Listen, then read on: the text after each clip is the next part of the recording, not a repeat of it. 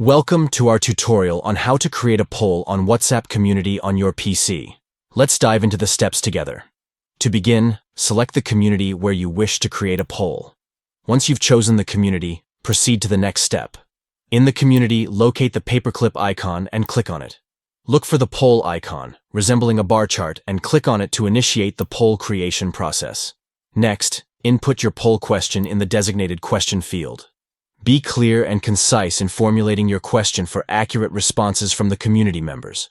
Moving on to the options field. Enter the various voting choices for participants to select from when responding to your poll. Once you have entered the poll question and voting options, it's time to finalize and send out the poll. Click on the send icon to dispatch the poll within the community. Congratulations! Your poll has been successfully created and shared with the community members. Engage with your WhatsApp community by utilizing polls to gather opinions and insights effortlessly. Thank you for joining us in this tutorial. If you found this information valuable, consider liking and subscribing for more tech-related content and tutorials.